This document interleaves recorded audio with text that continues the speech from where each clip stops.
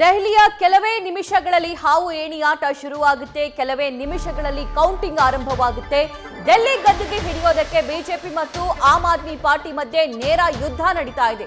ಅರವಿಂದ್ ಕೇಜ್ರಿವಾಲ್ ತಂಡಕ್ಕೆ ಹ್ಯಾಟ್ರಿಕ್ ಗೆಲುವಿನ ನಿರೀಕ್ಷೆ ಇದೆ. 27 ವರ್ಷಗಳ ಬಳಿಕ ಕಮಲ ಅರಳುತ್ತಾ ದೆಹಲಿಯಲ್ಲಿ ಅನ್ನೋ ಪ್ರಶ್ನೆ ಕೂಡ ಮೂಡ್ತಾ ಇದೆ. 11 ಜಿಲ್ಲೆಗಳ 19 ಕೇಂದ್ರಗಳಲ್ಲಿ ನಡೆಯಲಿರುವಂತಹ ಮತ ಎಣಿಕೆ ಕಾರ್ಯ, 70 ಕ್ಷೇತ್ರಗಳ 699 ಅಭ್ಯರ್ಥಿಗಳ ಭವಿಷ್ಯ ಪ್ರಕಟ ಆಗುವುದಕ್ಕೆ ಕ್ಷಣಗಣನೆ ಆರಂಭವಾಗಿದೆ. ರಾಜಧಾನಿ ದೆಹಲಿಯಾದ್ಯಂತ ಭಾರೀ ಪೊಲೀಸ್ ಕಟ್ಟೆಚ್ಚರವನ್ನ ವಹಿಸಲಾಗಿದೆ.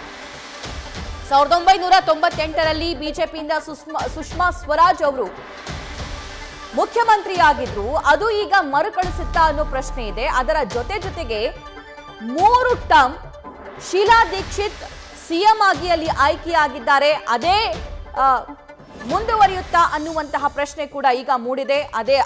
ಅದೇ ಪದ್ಧತಿಯನ್ನ ದೆಹಲಿಯ ಜನ ಮುಂದುವರಿಸ್ತಾರ ಅಂತ. ಯಾಕಂದ್ರೆ ಅರವಿಂದ್ ಕೇಜ್ರಿವಾಲ್ ಅವರು ಆಲ್ರೆಡಿ 2 ಬಾರಿ ಸಿಎಂ ಆಗಿದ್ದಾರೆ. 3ನೇ ಬಾರಿಯೂ ಕೂಡ ದೆಹಲಿ ಜನ ಅವರ ಕೈ ಹಿಡಿತಾರಾ ಅಂತ. ಇದೆಲ್ಲದರ ಬಗ್ಗೆ ಲೈವ್ ಡೀಟೇಲ್ಸ್ ನೀಡ್ತಾರೆ ನಮ್ಮ ಸೀನಿಯರ್ ಕರೆಸ್ಪಾಂಡೆಂಟ್ ಜಗದೀಶ್. ಕೆಲವೇ ಕ್ಷಣದಲ್ಲಿ ದೆಹಲಿಯ ಹಾವು ಏಣಿಯಾಟ ಶುರುವಾಗುತ್ತೆ. ಸೊ ಏನೆಲ್ಲ ತಯಾರಿಗಳನ್ನ ಮಾಡ್ಕೊಂಡಿದ್ದಾರೆ, ಇದೆಲ್ಲದರ ಬಗ್ಗೆ ಡೀಟೇಲ್ಸ್ ನೀಡ್ತಾ ಹೋಗೋದಾದ್ರೆ ಸಭಾ ಬಹು ದಿನಗಳ ನಿರೀಕ್ಷೆ ಇರುವಂಥದ್ದು ದೆಹಲಿ ಗದ್ದುಗೆಯನ್ನು ಯಾರಿರ್ತಾರೆ ಅನ್ನುವಂತಹ ಪ್ರಶ್ನೆ. ಆದರೆ ಇವತ್ತು ಅದಕ್ಕೆ ಅಂತಿಮವಾದಂತಹ ಫೈನಲ್ ರಿಸಲ್ಟ್ ದಿವಸ ಯಾರಿಗೆ ಗದ್ದುಗೆ ಸಿಗುತ್ತೆ ಅನ್ನುವಂಥದ್ದನ್ನ ಕೆಲವೇ ನಿಮಿಷಗಳಲ್ಲಿ ಗೊತ್ತಾಗುತ್ತೆ. ಆದರೆ ಈ ಸರಿ ಬಹಳಷ್ಟು ಇಂಟ್ರೆಸ್ಟಿಂಗ್ ವಿಚಾರ ಏನಂದರೆ 27 ವರ್ಷಗಳ ನಂತರ ಬಿಜೆಪಿ ಅಧಿಕಾರಕ್ಕೆ ಬರುತ್ತೆ ಅನ್ನುವಂತಹ ವಿಚಾರವನ್ನು ಎಕ್ಸಿಟ್ ಪೋಲ್ನಲ್ಲಿ ಕೊಟ್ಟಿದ್ದಾರೆ. ಹಾಗಾದರೆ ಎಕ್ಸಿಟ್ ಪೋಲ್ ನಿಜವಾಗ್ಲೂ ಸಹಿತ ಏನಂದರೆ ವರ್ಕೌಟ್ ಆಗುತ್ತಾ, ಇಲ್ಲಿ ನಿಜವಾಗ್ಲೂ ಎಕ್ಸಿಟ್ ಪೋಲ್ ರೀತಿಯಲ್ಲಿ ರಿಸಲ್ಟ್ ಬರುತ್ತಾ ಅಂದರೆ ಅಷ್ಟು ಈಸಿ ಅಲ್ಲ. ಯಾಕಂದರೆ ಆಮ್ ಆದ್ಮಿ ಪಕ್ಷದ ಬೇಸ್ ಏನಿದೆ ಅಂದರೆ ಕೇಡ್ರಿ ಏನಿದೆ ದೆಹಲಿಯಲ್ಲಿ ದೊಡ್ಡ ಮಟ್ಟದಲ್ಲಿ ಏನಂತಂದ್ರೆ ಪಾಸಿಟಿವ್ ಆಗಿದೆ. ಮತ್ತೆ ಅವರು ಇನ್ನೂವರೆಗೂ ಸಹಿತ ಏನಂದ್ರೆ ಯಾವುದೇ ಕಾರಣಕ್ಕೂ ಸಹಿತ ನಾವು ಬಿಟ್ಕೊಡೋದಿಲ್ಲ ಅನ್ನುವಂತಹ ಲೆಕ್ಕದಲ್ಲಿ ಇದ್ದಾರೆ. ಮತ್ತೆ ಇನ್ನೊಂದು ಎಡ್ಜ್ ಲೆಕ್ಕದಲ್ಲಿ ಏನಂತಂದ್ರೆ ಎಕ್ಸಿಟ್ ಪೋಲ್ಗಳಿದಾವೆ.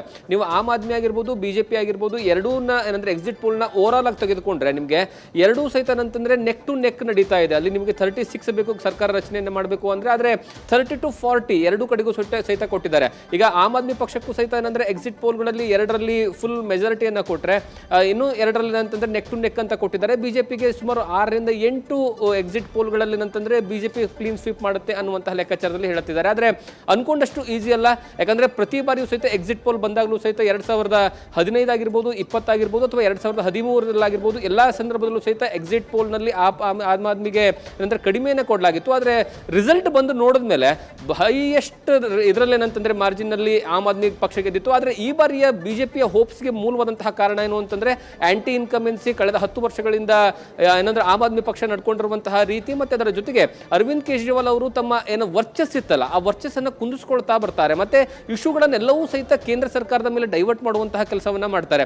ಹಾಗಾಗಿ ಅದರ ಜೊತೆಗೆ ದೊಡ್ಡ ಮಟ್ಟದಲ್ಲಿ ದೊಡ್ಡ ಸಂಚಲನ ಸೃಷ್ಟಿ ಮಾಡಿರುವಂಥದ್ದು ಏನಂದ್ರೆ ಆಮ್ ಆದ್ಮಿ ಬಂದಿರುವಂಥದ್ದೇ ನಾವು ಕ್ಲೀನ್ ಹ್ಯಾಂಡ್ ಆಗಿರ್ತೀವಿ, ಯಾವುದೇ ಕಾರಣಕ್ಕೂ ಸಹಿತ ಭ್ರಷ್ಟಾಚಾರ ಮಾಡೋದಿಲ್ಲ ಅನ್ನುವಂತಹ ಏನಂದ್ರೆ ಹೆಸರಲ್ಲಿ ಬಂದು ಕೊನೆಗೆ ಅತಿ ಹೆಚ್ಚು ದೊಡ್ಡ ಮಟ್ಟದಲ್ಲಿ ಭ್ರಷ್ಟಾಚಾರ ಮಾಡಿರುವಂತಹ ಪಕ್ಷ ಅನ್ನುವಂತಹ ಮಟ್ಟಿಗೂ ಸಹಿತ ಲಿಕ್ಕರ್ ಸ್ಕ್ಯಾಮ್ ಅಲ್ಲಿ 4 ರಿಂದ 5 ಜನ ಸಚಿವರು ಇನ್ಕ್ಲೂಡಿಂಗ್ ಸಿಎಂ ಅವರು ಸಹಿತ ಏನಂದ್ರೆ ಜೈಲಿಗೆ ಹೋಗಬೇಕಾದಂತಹ ಪರಿಸ್ಥಿತಿ ನಿರ್ಮಾಣವಾಗುತ್ತೆ. ಹಾಗಾಗಿ ಈಗ ಈ ಕ್ಲೀನ್ ಇಮೇಜ್ ಅರವಿಂದ್ ಕೇಜ್ರಿವಾಲ್ ಅವರಿಗೆ ಉಳಿದಿಲ್ಲ. ಅದು ನೇರವಾಗಿ ಮತದಾರರ ಮೇಲೆ ಇಂಪ್ಯಾಕ್ಟ್ ಆಗುತ್ತಾ ಈ ಬಾರಿಯ ರಿಸಲ್ಟ್ ನಲ್ಲಿ ನೋಡಬೇಕು. ಮತ್ತೆ ಅದ್ರ ಜೊತೆಗೆ ಬಿಜೆಪಿಗೆ ಫೇಸ್ ಇಲ್ಲ, ಸಿಎಂ ಫೇಸ್ ಯಾರ ಮುಖ ಇಟ್ಕೊಂಡು ನೀವು ಎಲೆಕ್ಷನ್ ಹೋಗ್ತೀರಾ ಅನ್ನುವಂತಹ ಪ್ರಶ್ನೆಯನ್ನ ಮೂಡಿದಾಗ ಬಿಜೆಪಿ ಕ್ವಶನ್ ಮಾರ್ಕ್ ಅಲ್ಲೇ ಉಳಿಯುತ್ತೆ. ಇವಾಗಲೂ ಸಹಿತ ದೆಹಲಿಯಲ್ಲಿ ನೀವು ಎಲೆಕ್ಷನ್ ಮಾಡುವಂತಹ ಸಂದರ್ಭದಲ್ಲಿ ಫೇಸ್ ಆಗಿದ್ದು ಮತ್ತೆ ಪ್ರಧಾನಿ ನರೇಂದ್ರ ಮೋದಿ. ಹಾಗಾಗಿ ಅಲ್ಲಿ ಲೋಕಲ್ ಲೀಡರ್ಸ್ಗಳಿಗೆ ಯಾರೂ ಸಹಿತ ಏನಂದ್ರೆ ಬಿಜೆಪಿಯಲ್ಲಿ ಫೇಸ್ ಇಲ್ಲದೆ ಇರುವಂಥದ್ದು. ಮತ್ತೆ ಬಿಜೆಪಿ ಪ್ರತಿ ಬಾರಿಯೂ ಸಹಿತ ಎಕ್ಸ್ಪೆರಿಮೆಂಟ್ ಮಾಡ್ತಾ ಬಂತು, ಯಾವುದೇ ಕಾರಣಕ್ಕೂ ಸುಮ್ಮನೆ ಕೂತ್ಕೊಂಡಿಲ್ಲ. ಈ ಹಿಂದೆ 1993ರಲ್ಲಿ ಯಾವಾಗ ಅವರು ಸರ್ಕಾರವನ್ನು ಕಳ್ಕೊಳ್ತಾರೆ, ಅದಾದ್ಮೇಲೆ ಸುಷ್ಮಾ ಸ್ವರಾಜ್ ಅವ್ರನ್ನ ಸಿಎಂ ಮಾಡೋ ಸಲುವಾಗಿ ಏನಂದ್ರೆ ಅವ್ರನ್ನ ಫೇಸ್ನ ತೆಗೆದುಕೊಂಡು ಬರ್ತಾರೆ, ಅದರಲ್ಲೂ ಸಹಿತ ಹೊಡ್ಸ್ಕೊತಾರೆ.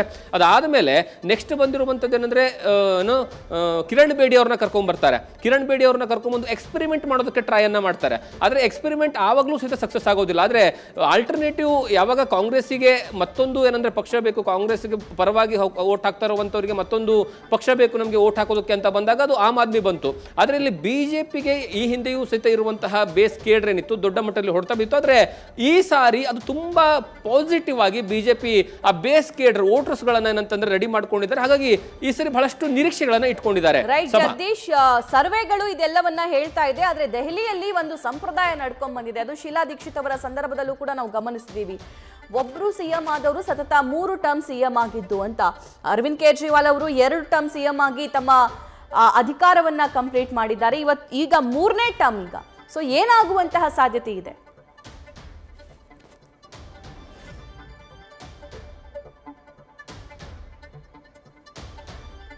ರೈಟ್, ಇನ್ನೇನು ಕೆಲವೇ ಕ್ಷಣದಲ್ಲಿ ಕೌಂಟಿಂಗ್ ಕೂಡ ಆರಂಭವಾಗುತ್ತೆ. ಅದರ live details, pin to pin updates, fastest updates news first ನಲ್ಲಿ ನಾವು ನಿಮಗೆ ತೋರಿಸ್ತಾ ಹೋಗ್ತೀವಿ, ನ್ಯೂಸ್ ಫಸ್ಟ್ ನಲ್ಲಿ ಕೊಡ್ತಾ ಹೋಗ್ತೀವಿ. 70 ವಿಧಾನಸಭಾ ಕ್ಷೇತ್ರಗಳಿಗೆ ನಡೆದಿರುವಂತಹ ಚುನಾವಣೆ ಇದು. 36 ಮ್ಯಾಜಿಕ್ ನಂಬರ್. ಈ ಮ್ಯಾಜಿಕ್ ನಂಬರ್ ಯಾರು ಕ್ರಾಸ್ ಮಾಡ್ತಾರೆ, ಹಾವು ಏಣಿ ಆಟದಲ್ಲಿ ಫೈಟ್ ಹೇಗಿರುತ್ತೆ ಅನ್ನುವಂತಹ ಕುತೂಹಲ ಕೂಡ ಸದ್ಯಕ್ಕಿದೆ.